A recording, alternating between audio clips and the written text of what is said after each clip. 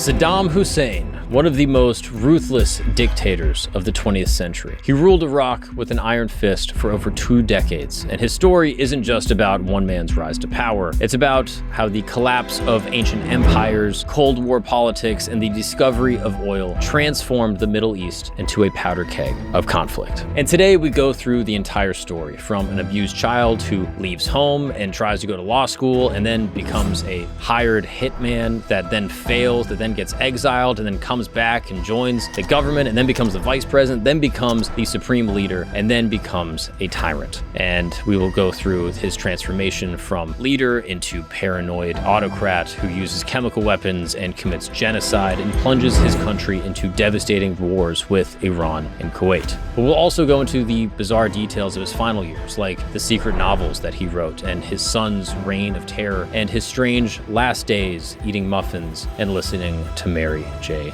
Blige. Yes, this is the complete story of how a shepherd's son became a dictator whose actions would reshape the Middle East for generations. So, sit back, relax, and welcome to camp.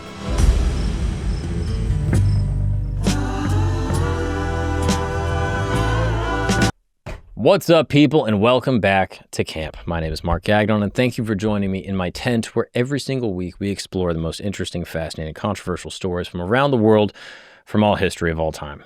Today I'm joined by my dear friend, the Greek freak, the handsome 6'5" legend with a large wiener. Christos, how are you? Glad you asked. All right. Enough. We don't have time to be dilly-dallying, because today we are talking about Saddam Hussein. Now, I'll be honest. Before doing the research for this episode, I didn't know much about Saddam. Right? I was born in the 90s. I kind of grew up in the 2000s. I remember hearing about this guy that got captured in a country far away, but I didn't know the details of how a guy born in Iraq that, grows up basically as an abused kid, escapes, leaves his family home, goes and lives with his uncle, starts living his life, becomes a good student, starts doing his thing, gets involved in politics, gets hired as a hitman, tries to kill a guy, gets exiled, goes to law school, comes back, joins this sort of socialist political party, rises the ranks, becomes a tyrant, and before he becomes a dictator, he's actually doing good stuff in the country, he's helping the economy, becomes a tyrant, and then everything goes off the rails, starts invading people, goes into Iran, goes into Kuwait. And I actually more understand why America actually, why the situation politically was such that after 2001 and the terrorist attacks that happened in New York City, why America would want to depose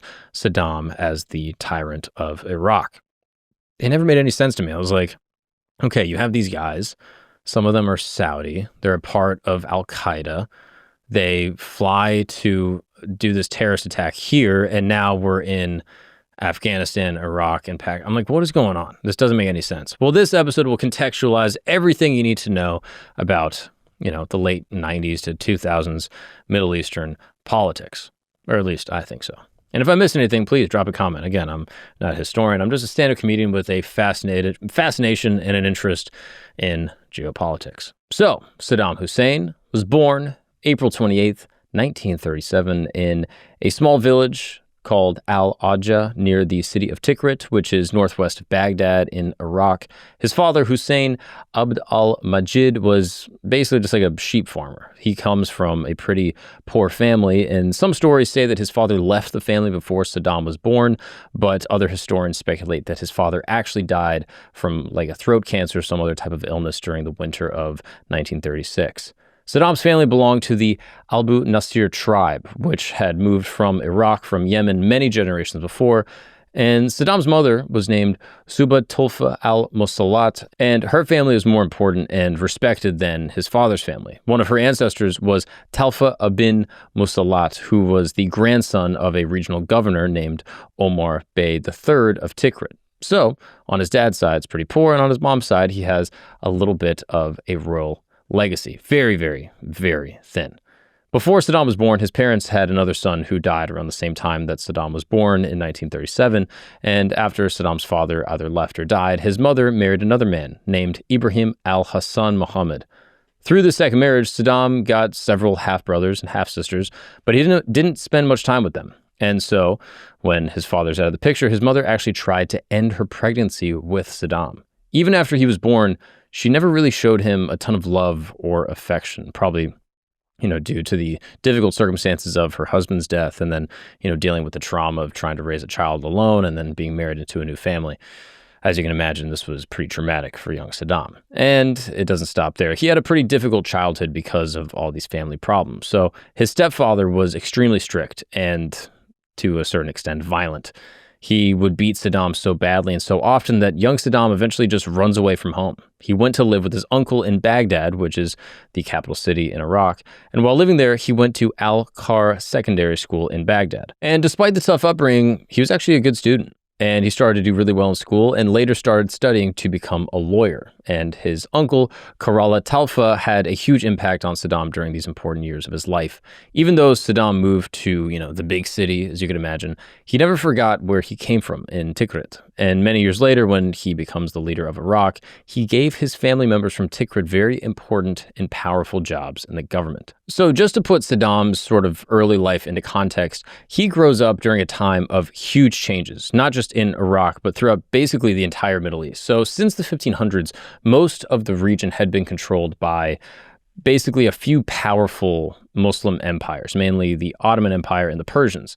And the Ottomans controlled Iraq and all the areas around it that are now countries like, Turkey, Syria, Lebanon, Palestine, Jordan, all of these other areas in the region. And so by the early 1900s, the Ottoman Empire was, getting weaker and losing control. But when they joined Germany and Austria-Hungary side in World War I, it basically wiped away the Ottoman Empire as we know it. So by 1918, the Ottomans were basically no longer.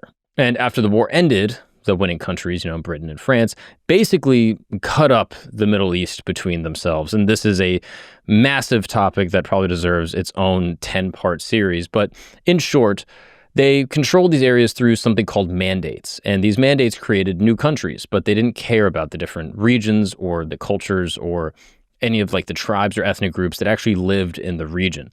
And instead, the British and the French leaders kind of maybe drew at random or perhaps intentionally forced different groups of people to live together whether they wanted to or not. So in 1932, Iraq was supposedly given independence under King Faisal I, but Britain still controlled most of the important stuff. As you can imagine, the empire of the English was not excited or enthusiastic to give up all of their access in the Middle East. So they controlled Iraq's valuable oil fields through a company that they called Iraqi Petroleum Company, which was mostly run by the British. This was still the situation when World War II started in 1939 and when Saddam was only 2 years old. Many political groups in Iraq actually worked with the Nazis during the war because they wanted to get rid of British control. They thought the Iraqi king was basically just a puppet for Britain, since he basically just went along with whatever the British Empire wanted. But again, this tactic of sort of post-World War II British colonialism is not a new story, and you'll see this all throughout, North Africa, Central Africa, and the Middle East, where basically the British are just playing Sims.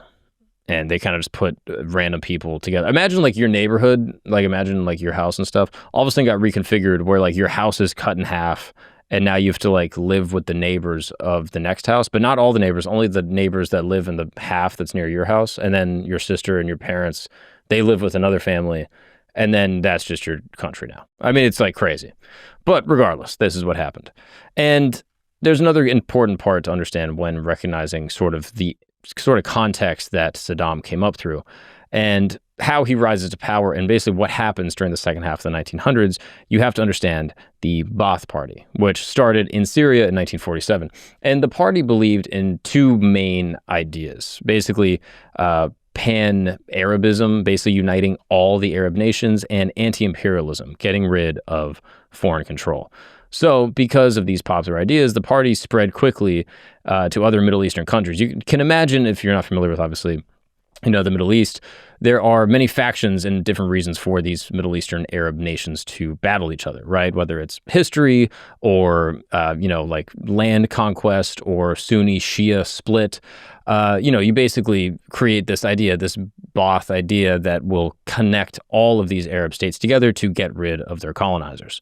So it comes to Iraq in 1951, and Saddam's uncle, Kerala, was one of the early members. So from the beginning, the party was mostly connected to Sunni Muslims in Iraq, and Sunni and Shia are the two main branches of Islam, and they, at times disagree with each other. However, Baathism wasn't really a religious movement. In fact, the party supported socialism and wanted a new way to run Arab countries that actually rejected having a theocratic religious control on politics. Instead, the Ba'ath Party believed that every Muslim country in the Middle East should kick out and basically, exile all the foreign influence and work together. Their goal was to make Arab people powerful and important to the world again, just like they were hundreds of years ago when Muslim empires were at their strongest in the region. So because of this, they were against the governments of Britain and France, who had set up in countries like Iraq and Syria when they had ended their mandate control between the world wars. So this put the Ba'ath Party in Iraq on a direct path to conflict with the Iraqi monarchy and the government that existed after World War II. I mean, to be honest, if you are, someone in the Middle East, so say you're in Iraq and you hear about this Ba'ath idea and you're like, oh, we're all going to get together and just kick out the people that are trying to control and, take our resources and give it back to, their country instead of making our people rich. It's kind of fire. You know what I mean? It's basically make Arabs great again. It's MAGA, dude. Make Arabia great again. That was let's go back to the empire days. That's what they were trying to do. So Saddam hears about this and he joins the Iraqi Ba'ath Party in 1957 when he was just 20 years old. Back then, the party was pretty small. It had only like a few hundred members in Baghdad and some other big cities. But major changes were about to happen in Iraq right around the time that Saddam started getting seriously interested in politics. So by the mid-1950s, Iraq had become a place where people were really angry with their government. This was mostly because King Faisal II and his government officials were, by all measures, not doing a great job at running the country. Iraqis were also inspired by what had happened in Egypt, where in 1952, the military officers had kicked out King Farouk and created a new government that wanted to get rid of British control. Just like in Iraq, the British had never really left, Egypt completely, especially around the Suez Canal, because they want to control the shipping routes. So the Iraqi Revolution that happened in July of 1958 was very similar to what happened in Egypt in 52. During this revolution, Iraqi military commanders like Abdul-Salam Arif and Abd-al-Karim Qasim led a coup d'etat that started July 14th, and they basically overthrew King Faisal II's government. The king and several members of his family were killed. The government was basically completely taken over in just a few hours, and a new Iraqi republic was announced. And really, if you're an empire in control, this is kind of the problem with letting any type of coup happen, in the region of your influence. Because, the Iraqis saw Egypt, and it was basically, that coup went viral. And the, Iraqis were like, dude, that shit looks fire, dude. Let's go do what they did, right? Copy, paste. Let's take back our country. And so they did. And even though the Ba'ath Party was still pretty small, it had enough political connections in Baghdad that, some of its important members helped form a new government with army officers during the summer of 1958. Because of this, even though Saddam was just, a young 21-year-old kid at this point, he was now connected to Iraq's most important political circles by the late 1950s. However, the government that was created in 1958 was pretty unstable. There were many different political parties and groups fighting for power, and most of them kind of hated each other, Like, this is the old Game of Thrones line, right? Chaos is a ladder.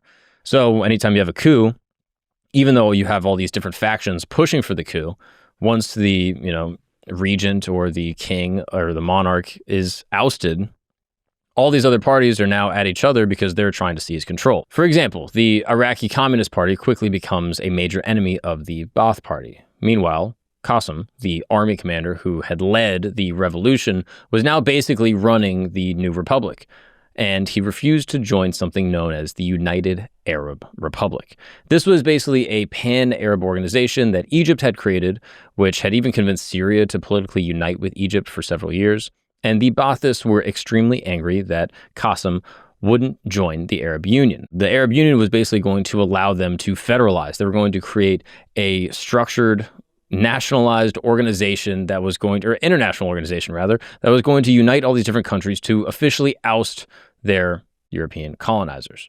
So what do they decide to do with Qasim? They decide to kill him. Yes. And who was going to be the one to do it? Saddam Hussein. That's right, just a young Saddam picked to be one of the assassins of the new, coup d'etat leader.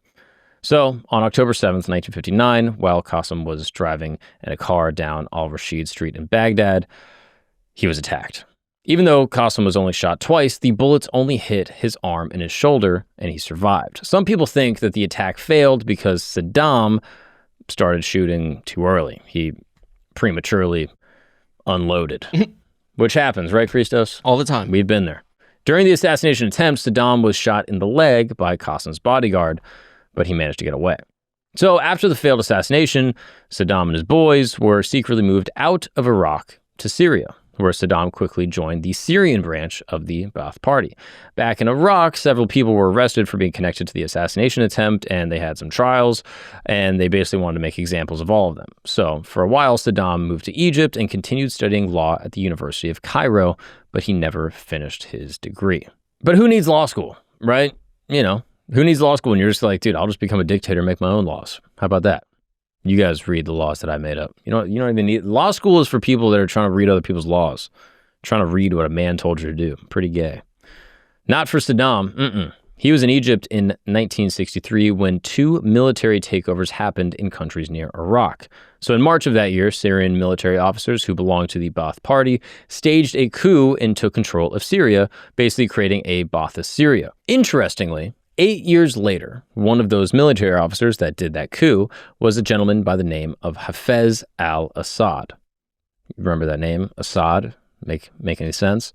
He becomes the ruler of Ba'athist Syria, and the al-Assad family has basically continued to control Syria up until, like a few months ago. So, a few weeks before the Syrian coup, something called the Ramadan Revolution happens in Iraq. Ba'athist members of the Iraqi army overthrow Qasim's government and they take power. But they only stayed in control for 9 months before Abdul-Salam Arif, who had been one of Qasim's allies in the 1958 coup, seized power in Baghdad and kicked out all the Ba'athists from the government. So this is now a coup that then results in an almost assassination that then results in another coup that then results in a counter coup. And this happens in November of 1963. I know it's confusing, but all you need to know is that there's all this chaos in the region. Everyone's trying to seize control, and Saddam is waiting patiently in the wings. So by 1963, Saddam comes back to Iraq after, leaving Egypt shortly after his party had taken power in February. And with this November coup removing the Ba'athists from power, Saddam decided to stay there and continue working secretly in Baghdad with the other remaining Ba'athists that basically were operating underground. He was arrested in 1964 and found guilty of being involved with an illegal political party, which got him sent to prison for several years. Saddam was also accused of planning to kill Arif, which led to his imprisonment in October. However, he didn't stay in prison for long, as the Iraqi government had originally intended. He escaped after serving only 2 years of his sentence in 1966. I mean, just picture this, right? This guy is in Iraq. There's a coup. They hate the monarch. They get him out of there. The new guy comes in. Saddam tries to kill him. He then gets sent to Syria and then goes to Egypt. He's in law school, seeing what's going on in Syria, seeing what's happening in Iraq, comes back, goes underground, gets arrested, gets thrown in prison, breaks out of prison. This all happens in 8 years. It's crazy. So by now, Saddam is 30 years old and, he's had a pretty tough political career, but things start to kind of change. Because as he escapes, he becomes involved in the Iraqi Ba'athist movement in a more formal way. So he's made the regional commander of the party, and people quickly realized that he was really good at organizing and growing the party, even during a time when party members were arguing about how closely they should work with the Soviet Union and other communist countries. It's also important to note that around this time, Saddam gets married and starts having kids. So in 1963, shortly after he came back from Egypt, but before he gets arrested and goes to prison, he marries his first wife and his first cousin, Sajida Talfa. This was an arranged marriage, basically to his uncle's daughter. And I know that might sound a little weird, whoa, his cousin. This is pretty common for most of human history and still occurs today in many places. And especially at this time in Iraq, it was not crazy, right? You're trying to consolidate power within family lines. So he marries his uncle's daughter, and they quickly start having children. They have a couple, right? Their first son, Uday, was born in 1964, and then they have another son named Qusay in 1966. They went on to have 3 daughters throughout 68, 69, and then 72. But they weren't Saddam's only children. In 1986, he marries a second time to a woman named Samira Shabandar. And people also think that he may have had a third or a fourth wife, but no one really knows for sure. And through all these relationships, Saddam probably had several other children, but his first marriage and those 5 kids were the most important ones. Even though Saddam's political career was incredibly brutal and violent, people actually said that he was a decent dad, which is kind of ironic. This was the first of many contradictions about Saddam. He was someone who used chemical weapons like regular weapons in wars and committed genocide against groups of different people in Iraq, but, was known for giving to charity and helping people. So again, this is not atypical of, you can think of like mafia bosses, right? Where, they're killing people and doing shakedowns on business, but also doing, big like turkey Thanksgiving giveaways and, doing charity drives at Christmas time. So these contradictions tend to exist within people of great power. Another interesting note about one of Saddam's kids, we actually did an episode on Uday Huessein and sort of the unhinged brutality and violence that he carried out against the Iraqi people. Too much to really get into for this. If you're interested, check out that episode. But it is, needless to say, pretty grotesque. I mean, this guy would go do raids on people's weddings, steal their wives, murder people. He ends up murdering the guy that introduced Saddam to his second wife because he thought it was basically, disrespectful to his first wife and his mom that he would, go off and marry another one. There's a whole crazy thing. The guy's insane and unhinged. Needless to say, that's its own episode. Go check it out. So, how does Saddam officially climb to power? So this happens really in 1968 with something known as the 17th of July Revolution. Now you can tell that a country has a lot of revolutions when they start just naming them days of the week. And this is that moment. And this is basically the time when the Baathists finally took complete control of the Iraqi government. So the whole Middle East had become very unstable because of the 6-Day War between Israel and several other Arab countries, including Egypt, Iraq, Syria, Jordan, Saudi Arabia. And at the same time, the Republican government in Baghdad was getting closer to the United States, which, as you can imagine, made many people angry.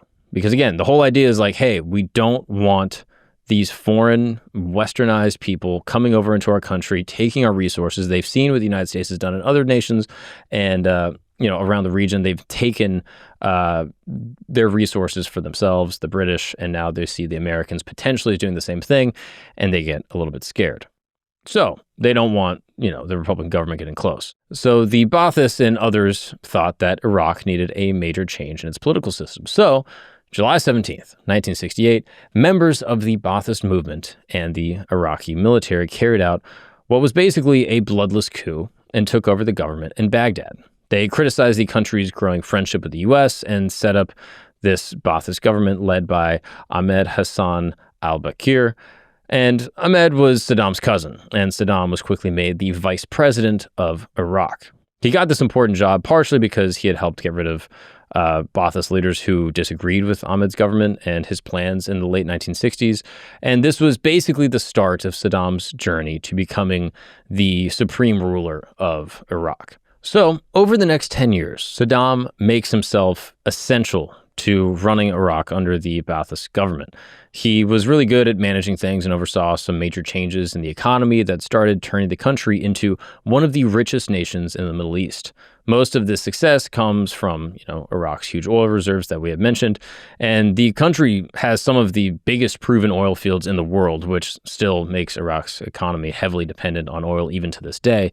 And when the Baathists took power in 1968, Iraq's oil industry was still mostly controlled by Western companies, the British, Americans, and by the 1970s, Saddam aggressively took over these companies and made them Iraqi-owned. This worked out perfectly because of the 1973 energy crisis when the biggest oil-selling countries in the Middle East cut off oil supplies to Western countries like the U.S. and Britain because they had supported Israel during the Yom Kippur War, which was, again, another conflict between Israel and several, Arab nations, mainly Egypt and Syria. Basically, oil prices shoot up by almost 300%, going from $3 a barrel to $12 a barrel, which is a massive jump.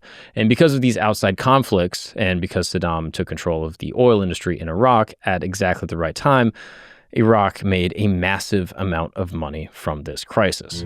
What's up, guys? We're going to take a break really quick because I want you to know that there are still good people in the world, and there are still people out there fighting for you.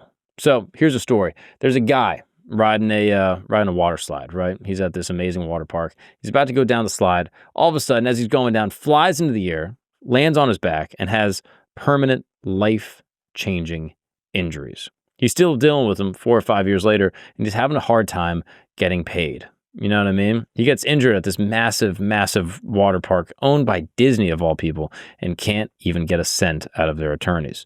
So that's why he called Morgan & Morgan. He called Morgan & Morgan, and quickly they represented him in his lawsuit against Disney for damages, citing what they called lax safety measures. The lawsuit alleges that Disney either failed to warn him properly or failed to make the ride safe, and they argue that the design itself created a dangerous condition. And thankfully for this guy, because he called Morgan & Morgan, he will get justice in his case, just like the 500,000 other clients that got the compensation that they deserved over Morgan & Morgan's 35-year career. Morgan & Morgan is America's largest injury law firm with over $25 billion recovered. I'm telling you, hiring the wrong law firm can be disastrous, and hiring the right one could substantially increase your settlement. With Morgan & Morgan, it's so easy to get started, and their fee is free unless they win your case. So just visit forthepeople.com/Gagnon, Gagnon, or dial pound law. That's pound 529. That is forthepeople.com/Gagnon, or dial pound law. That's pound 529. This is a paid advertisement. Now let's get back to the show. So with all the oil money that started pouring into Iraq in the mid-1970s, the Baathists could start modernizing the country and actually creating ambitious social programs that, for a while, made Iraq have the best quality of life amongst many of the Muslim countries really in the Middle East. And Saddam was kind of front and center, right? He was in charge of overseeing most of these improvements. So, for example, he led an education campaign that dramatically increased literacy rates for both men and women in the country. He was also responsible for creating a universal basic healthcare system. And these efforts were so successful that UNESCO officially recognized him for his work. Additionally, Saddam tried to make Iraq's economy more stable in the long run by using oil from the 1970s to develop new businesses and build modern infrastructure throughout the country. His goal was to, basically diversify the economy so that when the oil profits eventually go down, when the crisis is resolved, or maybe if the oil fields dry up, the country would still be able to thrive based on the new industries. He also worked to improve Iraq's agriculture by introducing modern machinery to replace, the old-fashioned plows and pre-industrial farming methods. Which, again, I think this point is actually super important, that he basically nationalizes the resources and is able to stave off a coup or an assassination attempt from the West. And he does it right at the time of an energy crisis, which is just unbelievable timing or luck or just really savvy political work. Regardless, it benefits Iraq immensely. So by the 1970s, Iraq starts to completely change its foreign policy. As a socialist Baathist, Saddam was initially focused on bringing Iraq closer to the Soviet Union and moving away from the US and other Western countries. And this shift, it makes sense because Iraq had taken over all these Western oil companies in the 1970s, which had already damaged its relationships with the West. And in 1972, Iraq and the Soviet Union signed a 15-year agreement for economic and diplomatic cooperation. And again, this is important to note that, during the Cold War, the Soviets are trying to find different proxies that they can align with. And they are, infamously Cuba and, Northern Vietnam and North Korea, all that stuff. They're basically trying to find different countries that they can sort of align with. And so to get back at Iraq for this, President Richard Nixon and his administration started to give aid to the Kurds in northern Iraq. And the Kurds is an ethnic group that exists within Iraq who wanted to create their own independent country in the region. And this eventually leads to the Second Iraqi-Kurdish War that broke out in 1974. And this was basically a continuation of an ongoing conflict that had been happening throughout the 60s in Iraq, but had calmed down when the Baathist government and the Kurds, led by Mustafa Barzani, had started peace talks by the 70s. However, Saddam managed to deal with the Kurdish threat by negotiating something called the Algiers Accords in 1975 between Iraq and Iran. And this agreement was helped along by the president and leader of Algeria. In this deal, Iran agreed to stop giving military and logistical help to the Iraqi Kurds in exchange for Iraq giving Iran a small piece of territory along the Shatt al-Arab River. Basically, because of this agreement, the Kurdish military uprising was quickly crushed, and northern Iraq was brought firmly back under Baghdad's control. However, this wouldn't be the last time that Saddam would take major action against the Kurds. Again, this is sort of just how power works in most countries around the world. And in America, we're a little bit immune to this because, we exist within the sort of monopolar power of the world. But anytime you have different ethnic groups and separatist movements within a country, different countries can basically fund them either through weapons or money or influence and basically create tension within the nation that then will cause the nation to fracture, cause a civil war, which then you can instill some type of regime change or, basically have a successful revolution. This has happened time and time again, and the United States was basically trying to do this with the Kurds.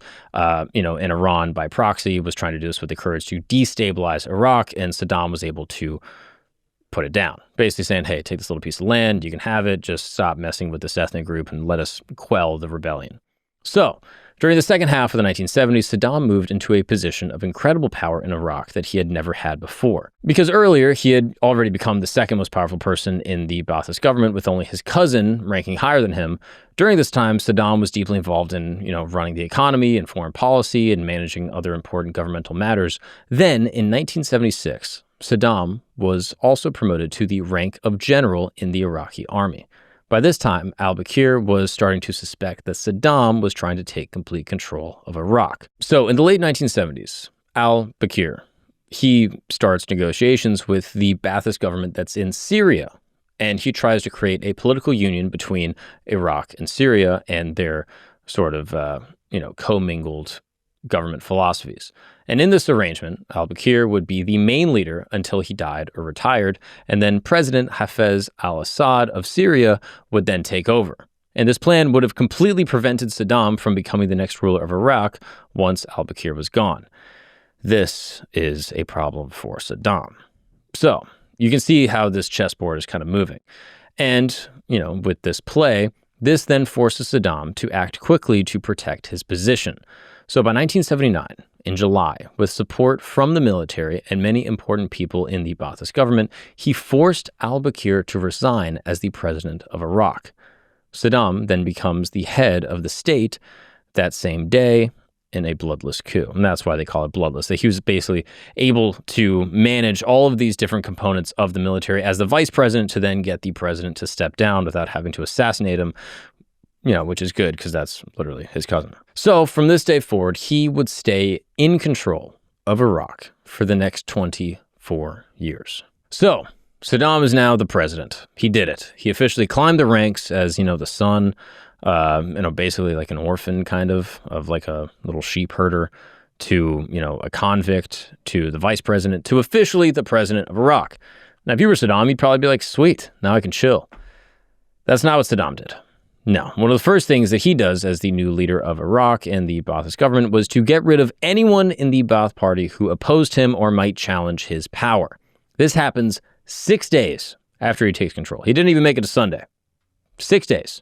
So July 22nd, 1979, as part of the, taking over, Saddam called a meeting of the Ba'ath Party's most important and mid-level officials at the Al-Quld Hall in Baghdad. When they showed up to the hall, the party members heard something they were not expecting. And this is one of the most unbelievable and terrifying moments in all of maybe Middle Eastern history. I mean, truly, this is insane. Saddam spoke to them and claimed that he had discovered a fifth column, basically like a secret enemy group, working inside the Ba'ath Party. He said this group was trying to weaken their control of Iraq and eventually help the Syrian Ba'ath Party take over Iraq.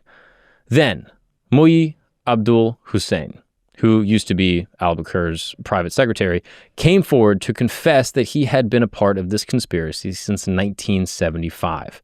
He then read out loud the names of 68 other people in the party who were also involved. No one knows for sure if Abdul-Hussein was tortured or if his family was threatened in order to make him confess, but what we do know is that Abdul-Hussein and the 68 other accused conspirators were taken away and arrested. A special criminal court was set up and they had some trials. How legit were these trials? Probably not very. And for the next 2 weeks, they were each tried one by one. In the end, 21 of the 68 were executed, while others were fired from their jobs as Saddam eliminated every possible opponent. This purge in the summer of 1979 also completely destroyed the relationship between the Iraqi Baathists and the Syrian Baathists, right?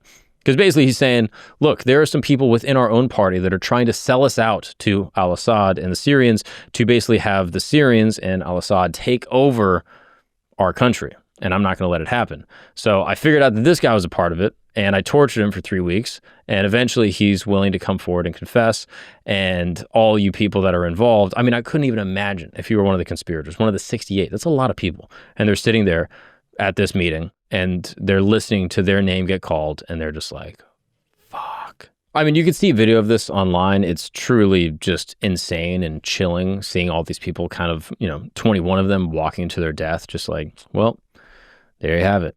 But again, this is, terrible and tyrannical, but not uncommon for dictators to do whenever they take power. Your goal is to wipe away all the potential threats. I mean, this goes back to biblical times, right? The king is like, hey, kill all the firstborn because apparently there's going to be a king born among you.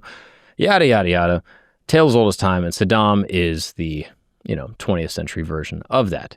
So the way that Saddam basically purged the Ba'ath Party and took power in 79, basically set the pattern for how he would rule Iraq.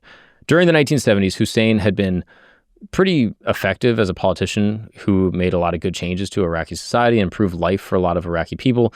But after he becomes dictator in 79, Huessein turned into a power-crazed authoritarian tyrant.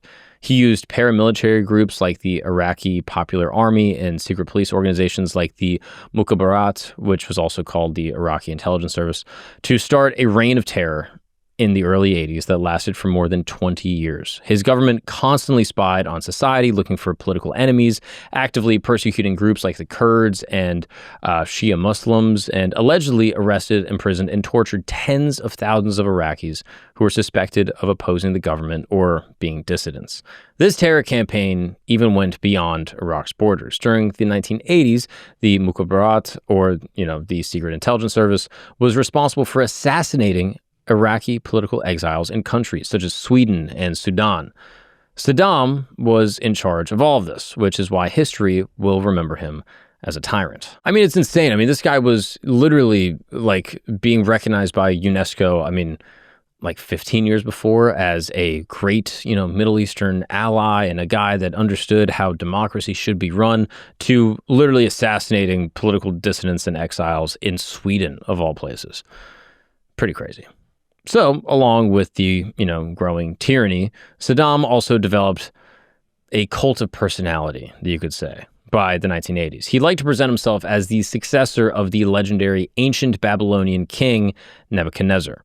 And he even went as far as having his name stamped on archaeological sites around Iraq that were, thousands of years old. He also had statues of himself built all over Iraq, and his image started appearing everywhere in Iraqi society, on coins, paper money, murals painted on the sides of buildings in Baghdad and other major cities and towns across the country. He also held 2 fake national elections over the years, first in 95 and the second in 2002. And in these absurd staged events, Huessein supposedly received nearly 100% of the vote. Landslide victory. I mean, this is like Harlem Globetrotters versus the Generals, you know what I mean? It's like insane to think, but he was like, hey, let's have an election, let's see what happens. Oh, 100%, pretty good. And it's easy to laugh at a lot of like the over-the-top displays of dictators, and it's funny to be like, oh, dude, there's no way they fell for it. But it was actually extremely successful, and very many dictators during the 20th century would use these tactics. They effectively convinced people that there was only one possible leader for their country, right? I mean, I'm the descendant of Nebuchadnezzar, the Babylonian king. My name is on these archaeological sites. My face is on every building you see in Baghdad. I mean, who else could run this country than me? And so this, combined with the brutal actions of the secret police and other government agencies, made sure that Saddam had complete control over Iraq from 1979 onward. Even as the country's economy started to fall apart because of, the oil revenues and a long, expensive war with Iran, yada, yada, yada, he still was able to control the nation. So most of the first half of Saddam's time ruling Iraq was controlled and shaped by a war with Iran, which was, Iraq's direct neighbor to the east. In 1979, Iran underwent their own revolution, which, to be honest, is kind of similar to Iraq in some ways. They basically kick out the Shah, and the Shah was supported by Western countries and was, in a way, put in place by the United States after Mossadegh was taken out by, a coup d'etat. Read into that, which is pretty fascinating. You got Kermit Roosevelt, a card-carrying CIA guy that kind of goes in there and handles some biz. And they basically put in the Shah, and the Shah is very, agreeable and friendly to the West and is, cutting deals where he's giving a lot of oil to, England and America. And then eventually the people of Iran protest and they revolt and they bring in Ruhollah Khomeini and his Muslim followers and basically puts them in power in Iran in 79. Iran was now a theocracy, which is a country that is ruled by the religious leaders, and they are controlled by Shia Muslims. Most of Iraq's Muslim population was also Shia, but Saddam and the Ba'ath Party was made up mostly of Sunnis. Sunnis and Shias, like I mentioned before, are the two main branches of Islam that split apart over 1,000 years ago because they disagreed who should lead the Arab Muslim Caliphate. This is also a fascinating history that is worth looking into, but too detailed to get into today. All you got to know is that you have Saddam in Iraq, and he's Sunni, and you have basically the Ayatollah, the Muslim government that takes over, Khomeini, and he is Shia. So the Baathists in Iraq were worried that after the Iranian Revolution, Khomeini and his followers would try to weaken Iraq by appealing to the Shia majority inside of Iraq and spreading Islamic ideology into the country. Basically just going into Iraq being like, hey, who should really be leading it, right? You really want to be led by a Sunni guy? Why don't you let the Shia? Why don't you let the Khomeini and the religious elite of, Iran, why don't you let them control you? So this is a problem, right? Because the Baathists wanted Iraq to be more secular, not controlled by religion, right? They're socialist at their core. So fighting starts almost immediately after the revolution happens, right? You have both these different revolutionary countries that are diverging, and it's both a political battle as well as a religious battle. And this is mostly because Saddam was confident that the Western countries like the United States would help him since they wanted to crush or, seriously damage the Iranian Revolution. So again, you can see how all these chess pieces are rolling around. So in September 1980, he starts the war. The Iran-Iraq War would last for nearly 8 years and become one of the bloodiest conflicts ever seen in the modern Middle East. The war that followed was basically a border conflict with Iraq invading Western Iran in late 1980.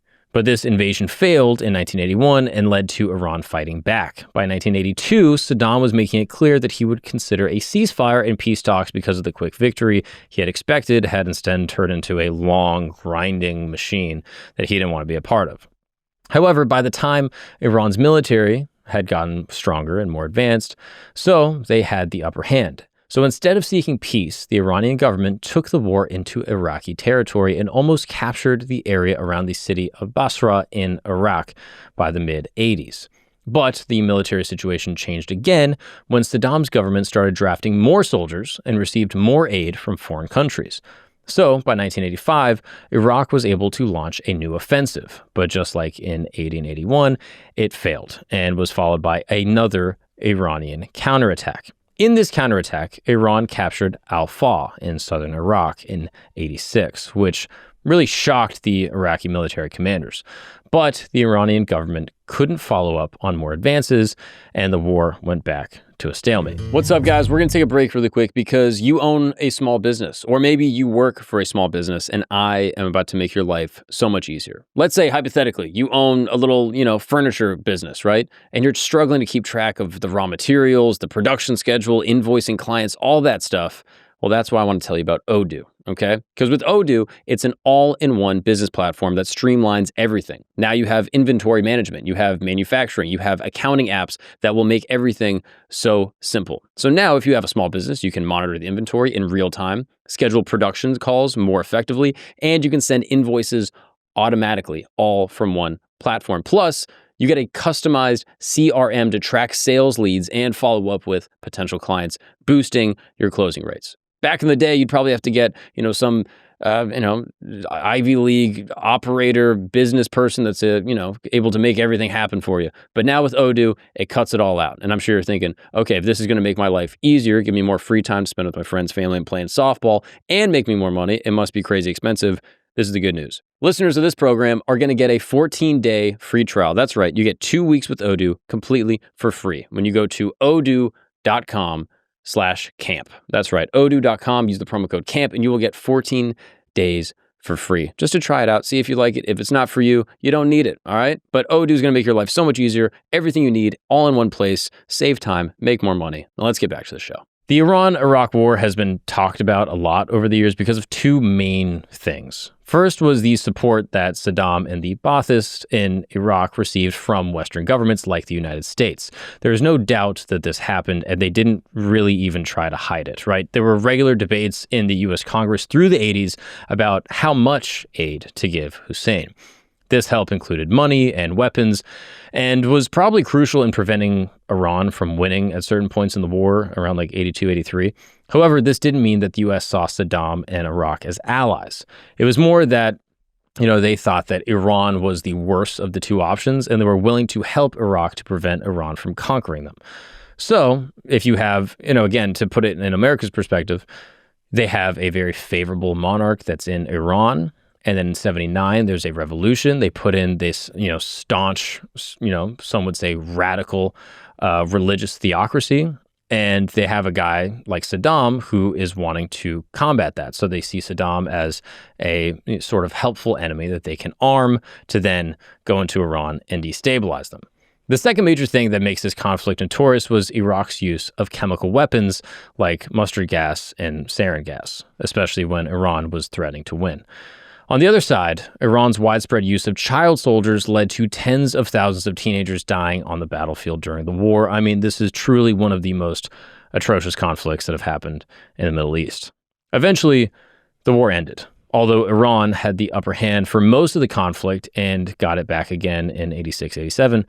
People at home were getting tired of the war. They lost very many soldiers, many of them, extremely young, and Iran's resources were drying up. And it also seemed unlikely that Iran could deliver a final decisive blow against Iraq.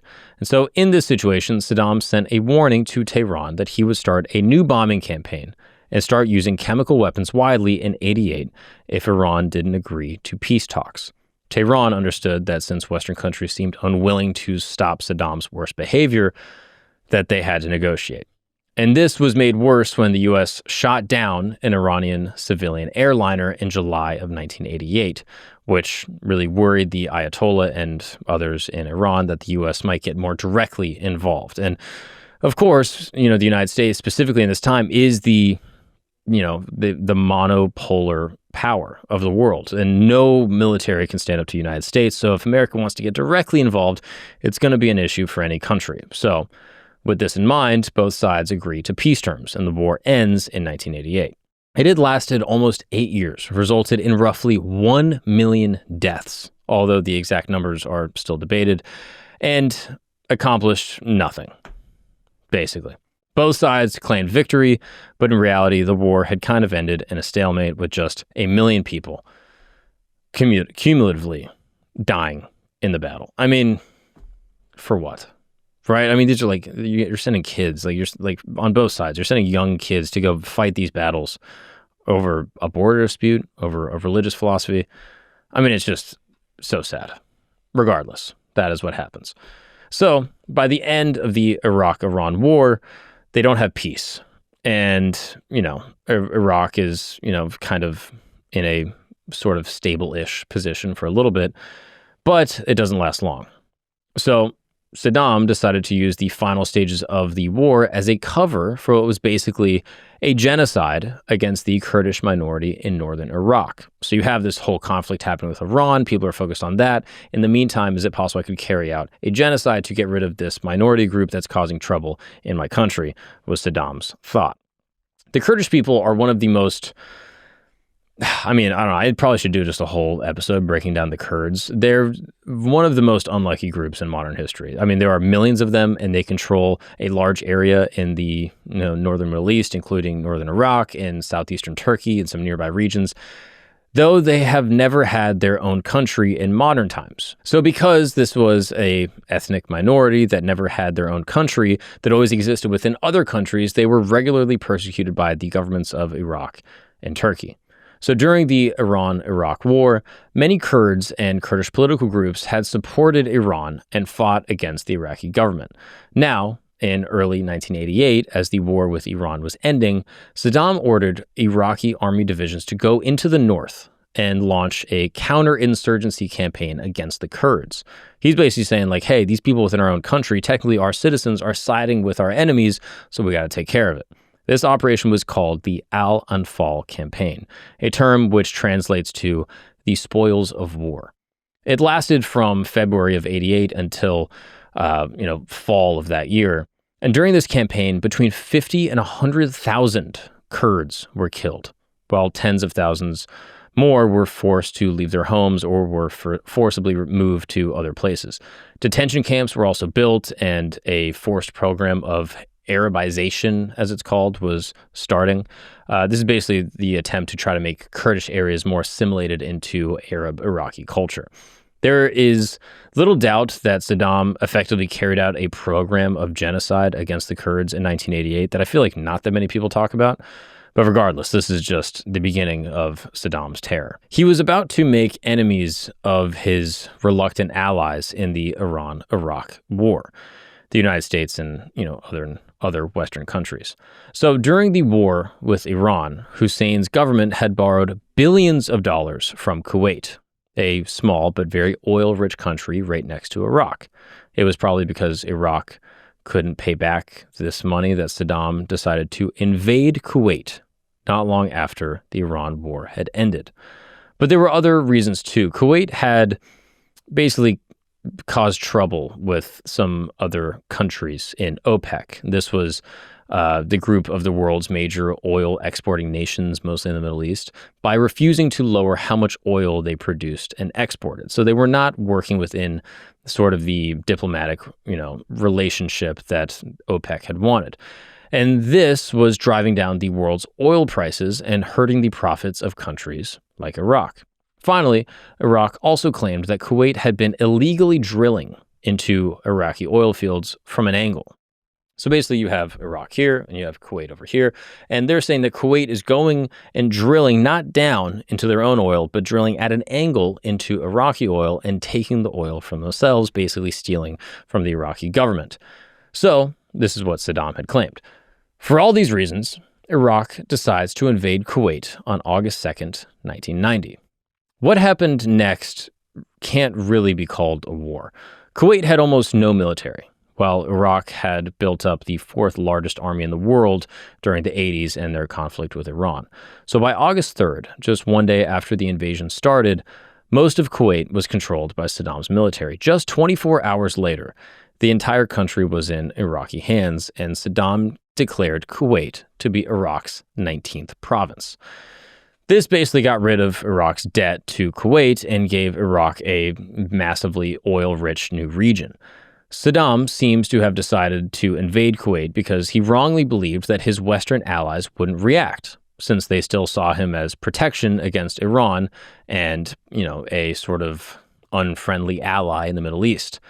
And he was completely wrong about this. Within days, the United States and its allies, who by 1990 were basically running the world since the Soviet Union was collapsing and the Cold War was ending, placed economic and diplomatic sanctions on Iraq. A naval blockade of the Persian Gulf followed, which destroyed Iraq's ability to export the oil that Saddam needed to run the country and support his massive military. British Prime Minister Margaret Thatcher made tensions worse by convincing U.S. President George Bush to take a strong stance against Saddam. For his part, Saddam said he would consider withdrawing from Kuwait if other territorial problems in the Middle East, like Israel's occupation of Palestinian territory, were also solved at the same time. He knew Washington would never accept the deal. He made things worse by, late August by not allowing Westerners, expats, in Iraq to leave the country. And he even appeared on TV with what were basically British prisoners. All of this was enough for the US, Britain, and others to start planning a counter-invasion of Kuwait in response to Iraqi aggression. Saudi Arabia, an oil-rich kingdom and a sort of rival to Iraq in the south, would be used as a base for the military campaign. The first Gulf War started after months of planning in January 1991. An aerial bombing campaign began January 16th, and a land invasion followed. As American and British troops poured into Kuwait in early February, Saddam ordered Kuwait's oil fields to be set on fire. In total, out of, about 730 oil wells across Kuwait, approximately 600 of them were destroyed in January and February of 1991. Although the environmental damage wasn't as bad as some scientists and experts had predicted, the resulting cloud of smoke still blocked over 80% of the sunlight through 1991 in the Middle East.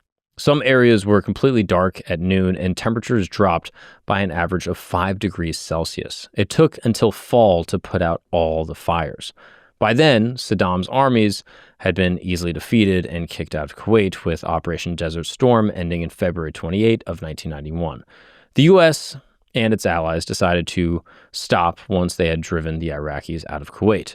President Bush didn't want to extend the war into Iraqi territory or try to remove Saddam as Iraq's leader.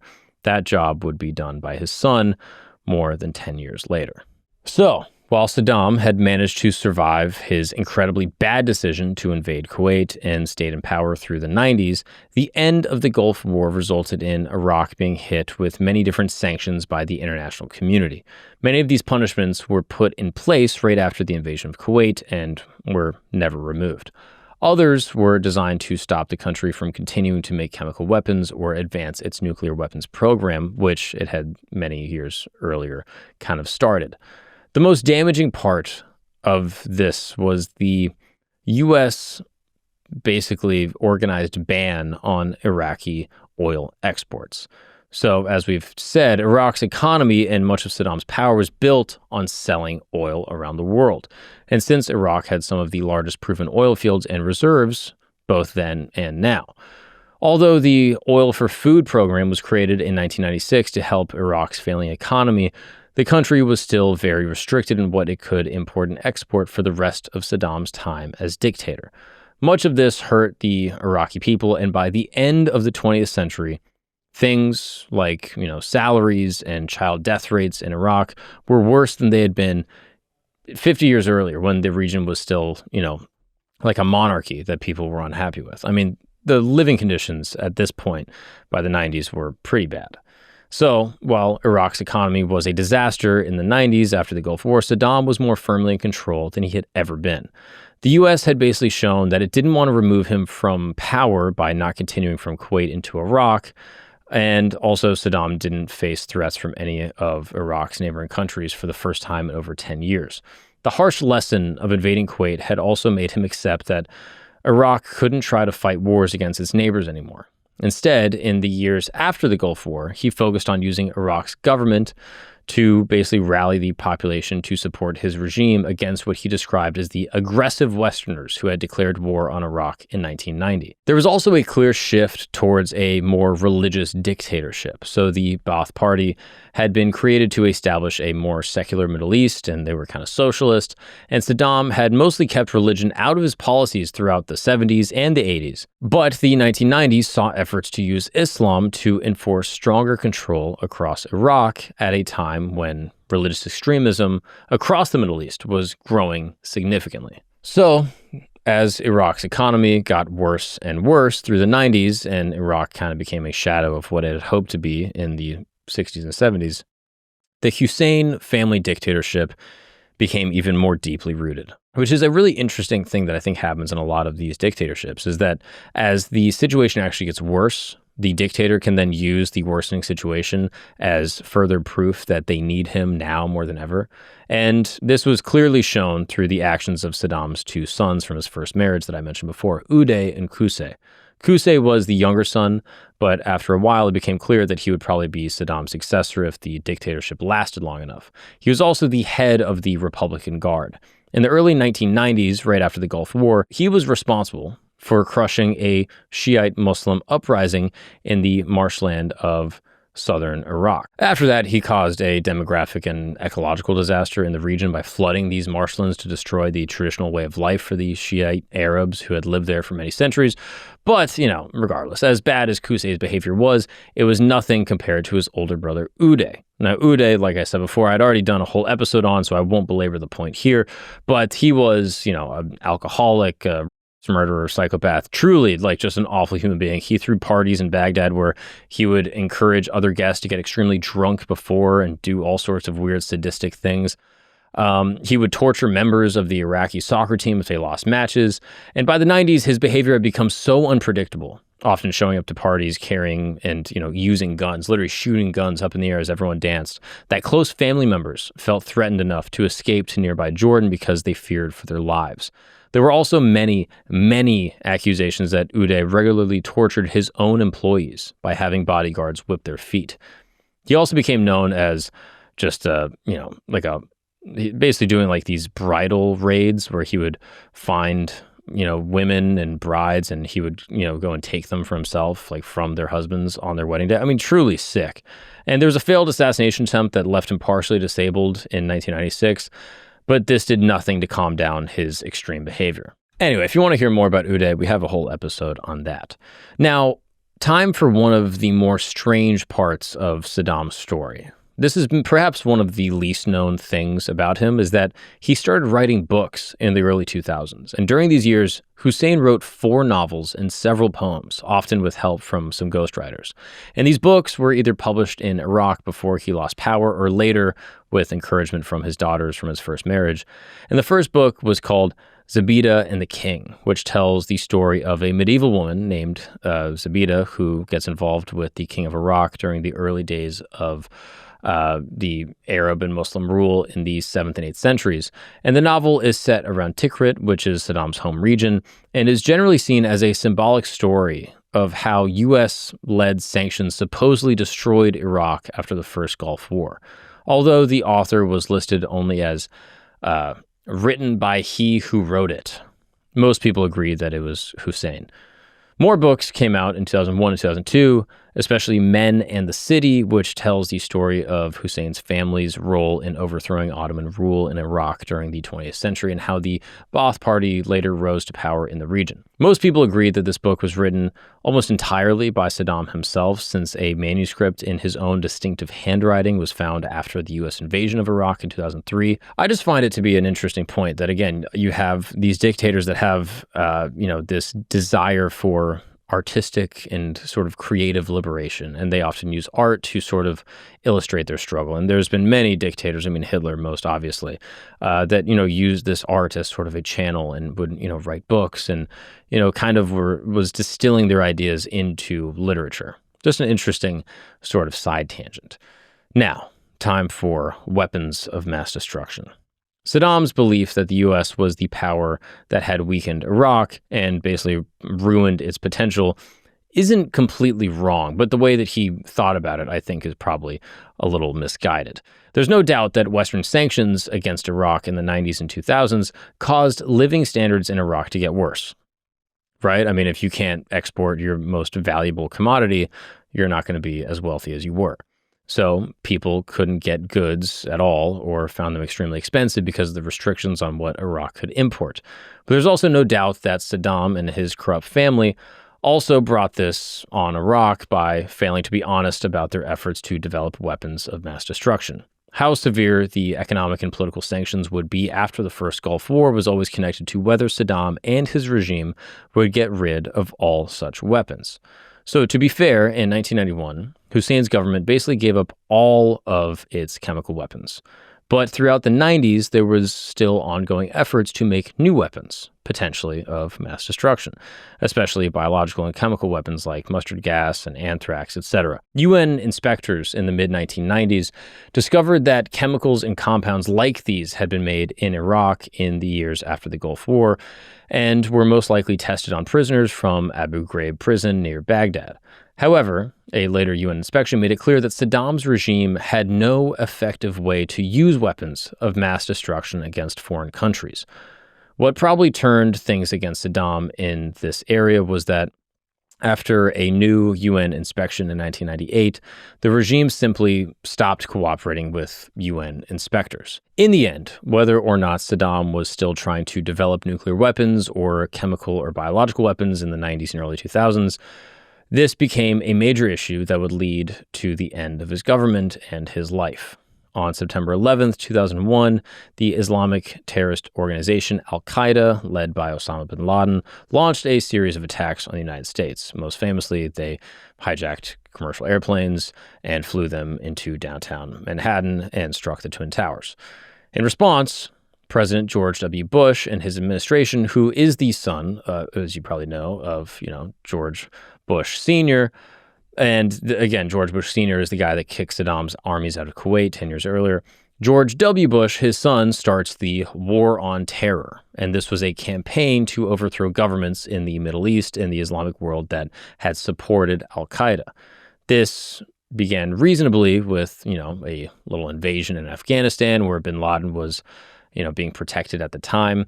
As soon as Afghanistan was occupied, Bush's top officials turned their attention towards Iraq. Even though there was no real evidence to suggest that bin Laden had been supported by Saddam in any way, the U.S. justification for attacking Iraq focused on the false idea that Saddam was close to getting a nuclear weapon. The evidence was weak and would later be proven to be completely made up. This divided the Western world between those who supported and those who opposed the planned invasion of Iraq. But in the end, the Bush administration, with support from British Prime Minister Tony Blair, went ahead with their plan and began preparing to invade Iraq in spring of 2003. Saddam's time as the country's leader was coming to an end after 25 years. What's up, guys? We're going to take a break really quick because you need to rebrand your crotch. That's right. You need a full rebrand on your dong, and you're going to do it with Blue Chew. Because Blue Chew, their tablets aren't just for better sex. No, they are like if Tony Robbins give a motivational speech right to your wiener. I mean, you're gonna feel amazing. Look, I just took one of Blue Chew's tablets today, and suddenly, look at me, I'm glowing. This table, absolutely getting crushed underneath it. Right? My penis is giving a press conference. Okay, feeling great. Never been better. So whether you're trying to make a memorable moment with your sweet love, or you're just trying to give, a friend of yours or a girl like some crazy group chat fodder, something for the girls to gossip about, Blue Chew is absolutely the chewable tablet delivery service that you need to bring the thunder. And the best part is that we got a special deal for the listeners of this lovely program. Get your first month for free at BlueChew.com. Just use the promo code GAGNON at checkout. All you got to do is pay $5 for shipping. That's like a cup of coffee, all right? $5 for shipping. You're going to get free Blue Chew straight to your door. So upgrade your legacy. Let your name ring out for eons. And let's get back to the show. Now, the U.S. invasion of Iraq is what is known as the Second Gulf War. And it was initially a successful military attack against, Huessein and his government. The conventional war only lasted a few weeks in the spring of 2003, and a joint U.S.-British force invaded Iraq from the south, along with small groups of troops from various U.S. allies. However, traditional allies of Washington and London, like France and Germany, actually criticized the invasion as an unnecessary war and just refused to participate. A bombing campaign called Shock and Awe started in mid-March of 2003, and shortly thereafter, a coalition of forces made up of over 500,000 soldiers, plus Kurdish Peshmerga fighters and Iraqi Iraqi groups that hated Saddam, they had decided to join the U.S. and moved into southern Iraq. What happened over the next 3 weeks can barely be called a war once again. The Iraqi armed forces, even though they seemed strong and large on paper, completely fell apart. And, it's not uncommon for a military to fall apart when faced by the world's most powerful military that has ever existed. After the initial invasion, U.S. and allied troops quickly headed for Baghdad, capturing and occupying Iraq's capital on April 9th. By that time, Saddam, his family, and the Iraqi government had already fled from Baghdad. The final defenses were set up around the Tikrit region, which again is where Saddam is from. But that area also fell to the U.S. and their allies by April. On May 1st, just 6 weeks after the campaign had started, President George W. Bush visited Iraq and declared an end to major combat and victory in the campaign. However, this announcement was way too early.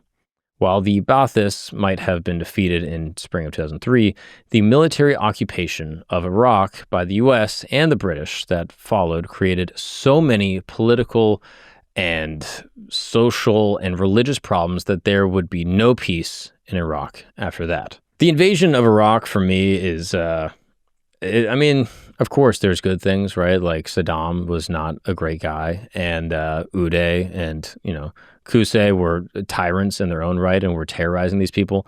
But also it seemed like there was just a lot of pent up anger after, September 11th, and they basically kind of saw this as an opportunity to go and overthrow a government that had been unfavorable to them and had been causing problems ever since the first Gulf War. So you have, September 11th, you go into Afghanistan for a little bit, and then you are trying to find Osama, and now he's over in Pakistan, so we got some people over there, and we got this guy in Iraq that sucks, so maybe we just kind of go in there and we just get him out.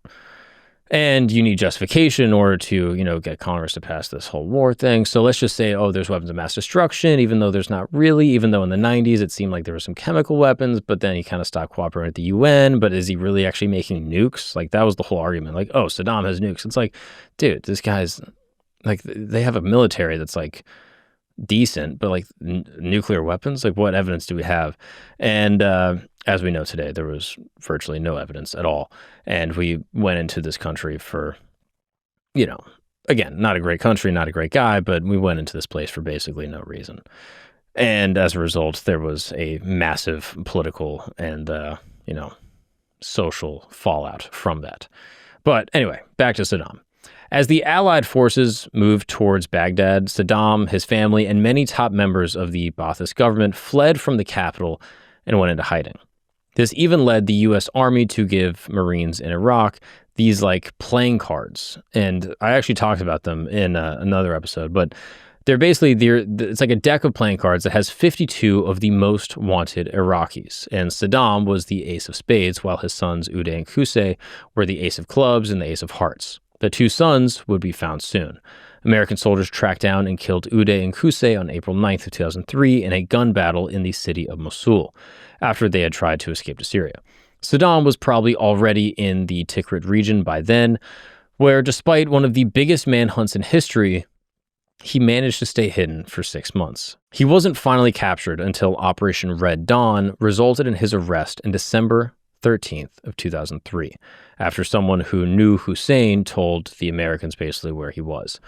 It was an embarrassing final hiding place for the former dictator. American troops pulled him out in a messy, dirty condition from what was basically just like a hole in the ground.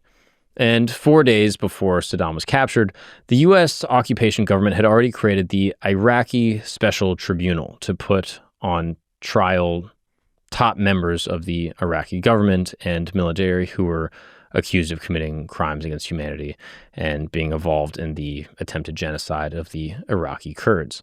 I actually just spoke with a guy on the podcast, this guy Charlie Spillers, who was the justice attaché that went over to Iraq to kind of help the Iraqi government set up these tribunals to try these people that committed these atrocities. Just an interesting sort of side story. Huessein would now be tried by this same court. While he waited for trial, he was moved to Camp Cropper in Baghdad and kept there with almost a dozen other senior Baathists. They stayed there for over a year and a half before Saddam's trial finally started in 2005. When it finally began, after this long delay, Saddam refused to accept that the court was legitimate, claiming that he couldn't be tried by what he saw as a fake court controlled by foreign invaders of Iraq. Over the next several months, he refused to cooperate with the trial, saying that he had been tortured by his captors and pointing out that one of his lawyers was killed during the trial. So because of this, Saddam went on a hunger strike in 2006, but none of his complaints worked. The trial continued without his cooperation. And on November 6, 2006, more than a year after the trial started, Saddam was found guilty of committing crimes against humanity and other terrible acts during his long time as Iraq's dictator. He was sentenced to death by hanging. So after he was found guilty and sentenced to death, Saddam's lawyers tried to appeal the decision, but this was rejected within a few weeks. An order was then given that the execution had to be carried out within 30 days. According to some of the people who were assigned to guard the former dictator, his last days were very strange. The guards were a group of 12 members of the 551st Military Police Company. These guards later told stories about how Saddam spent his final days eating muffins and listening to Mary J. Blige while occasionally telling his captors stories about his time as Iraq's ruler. He was also given a small garden area that he weeded regularly. Some of his old habits as dictator were still obvious. When he asked for an omelet for breakfast, he would insist on sending it back if the outside was torn in any way when it was taken out of the pan. Besides this, he spent a lot of time on an exercise bike that he insisted on calling his pony. And it was kind of like a sad, strange final chapter to, a once powerful tyrant, now just a lowly prisoner waiting for death. On December 30th, 2006, the execution was carried out when Saddam was hung at Capitol Justice in Baghdad, which caused certain parts of the Iraqi population to celebrate. The dictator's final meal was chicken and rice with some hot water and honey. His request to be executed by a firing squad was rejected. His body was then sent back to his home region and buried in a family plot in Tikrit. So, what happens to Iraq after that? Despite the high hopes of many people in the U.S. government that executing Saddam and completely destroying the Ba'athist government would turn Iraq into a functioning democracy, this transformation never happened. A temporary government was set up in June of 2004, and the country's first real parliamentary elections were held in January of 2005. But even as these elections were happening, civil war was breaking out across the country as religious extremists like the cleric Muqtada al-Sadr basically created their own private armies throughout the country and even inside Baghdad itself. Attacks on U.S. military personnel were happening constantly, and the administration had to create a green zone within Baghdad, a heavily protected area that became basically the only major part of the country where U.S. personnel were safe from being attacked. So by 2006, when Saddam was executed, U.S. Army personnel were reporting that they had basically lost control over parts of the country. A troop surge the following year helped improve the American position, but ultimately Iraq was never transformed in the way that had been imagined in 2003. As the U.S. gradually left the country starting in 2011, it became a center of rebellion and instability. As we mentioned before, chaos is a ladder, and as the United States sort of, military and governmental stability leaves the region, immediately all these other groups are trying to take power. This was most obvious when the Islamic State took control of large parts of northern Iraq by the mid-2010s, while new political unrest has, kind of come onto the horizon by the early 2020s. So while Saddam has been gone for a long time, the political chaos that he and the Ba'athists had sort of created as a part of his dictatorial legacy still remains. Saddam Hussein was, without a doubt, one of the most brutal dictators of the 20th century. He rose to power through this Ba'athist political movement in the 60s and 70s, and a movement that, despite all of its problems, at least originally had real ideas and had a real honest sort of approach. They believed in creating this pan-Arab unification and socialist ideals to help their people and help their actual countries get rich from their own natural resources and not be siphoning it off to the European colonial powers. Saddam, on the other hand, seemed like he had no real ideology or belief once he actually got power. So during the 1970s, he takes control of everything, and from the 70s onward, he's basically the dictator of Iraq, and his time in that position, as we've mentioned, is a disaster for the Iraqi people, ethnic minorities, and anyone that's in a neighboring country. He threw Iraq and Iran into one of the bloodiest wars after World War II, one that lasted most of the 80s, killed almost 1 million people, and involved the widespread use of chemical weapons. And then, of course, the genocide against the Kurds of Iraq before invading Kuwait and the overtaking of Kuwait. And then, of course, battle with the U.S. All of these actions lead to these massive international sanctions against Iraq in the 90s, which makes life even worse for the average person. And then the last 10 years of his rule are marked by more tyranny, especially shown through the brutal behavior of his sons and other members of the government. So while many people questioned what the real reasons for the Bush administration and, why they actually wanted to invade Iraq in 2003, and whether it was just a war to control the country's huge oil reserves, which is, a claim that many people agree and disagree with, there's no doubt that it did successfully end a brutal tyrant and his regime. So maybe there is a little silver lining from the Iraq War, which I know myself and many people, don't always acknowledge that, yeah, there were some good things that came out of this, Gulf War invasion. So there you have it. That is the life of the dictator, Saddam Hussein, the rise and the fall of a once powerful man that then is found in a hole and hung by a court of his own people. Pretty fascinating. I mean, I'm always gripped by these stories of dictators. I'm actually watching that documentary on Netflix right now, the How to Become a Dictator. It's just fascinating. Like, there's just so many similarities with these guys, right? Like, there's just a massive ego and a true belief that they are perfectly suited, whether by God or by something else in their life, to control a people and a nation unilaterally, and taking control of the resources of a nation and keeping a lot for themselves and doling it out as they see fit, and basically appointing their cronies to take very powerful positions. And it always seems to start off with like good intentions and pretty well sort of organized. Like we were talking before in a different episode about Haile Selassie, the king of Ethiopia, who at the end of his career became more autocratic and more repressive and started to, exert some of his power, either directly or indirectly, that negatively affected the people living in his country, specifically ethnic minorities, the Tigrayan people in Ethiopia. And the same goes for Saddam in Iraq, where he's part of this political movement that has a real desire to, help people and, unify this region and get rid of colonial powers. And then the second they get power, they become tyrants in their own right. Saddam, I don't know if he even was ever an ideologue. I mean, considering that the start of his career starts with an assassination, like, hey, let's get rid of this guy. He doesn't seem like he has any democratic ideals, despite having, phony elections in, the mid-90s. It's just sad. It's sad that there's average people that are, forced to live in these kinds of conditions. The average Iraqi born in the 80s, they didn't ask for this. They didn't, they were just put on earth in that place in Baghdad and then had to live under this psychotic tyrant. And there is still no real stability or peace in the region. And it's a shame. And partially, U.S. intervention, sure. But I don't know.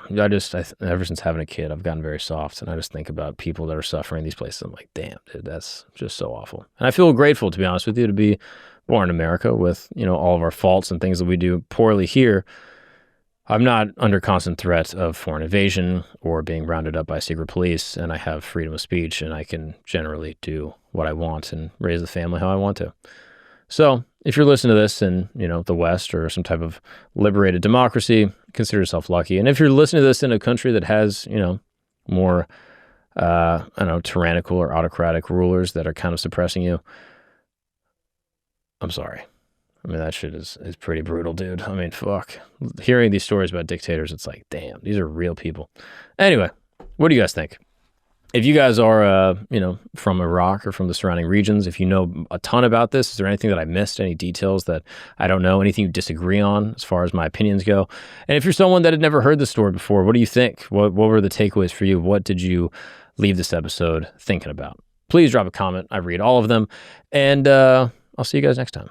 Peace. What's up, people? Quick announcement. If you are a fan of Camp Gagnon or Religion Camp, I have great news because we are dropping History Camp. That's right. This is the channel where we're going to be exploring the most interesting, fascinating, controversial topics from all time throughout all history. Right? You probably know about Benjamin Franklin, Thomas Jefferson, Nikola Tesla. Interesting figures from history, and you probably learned about them in school and they were pretty boring, but not here.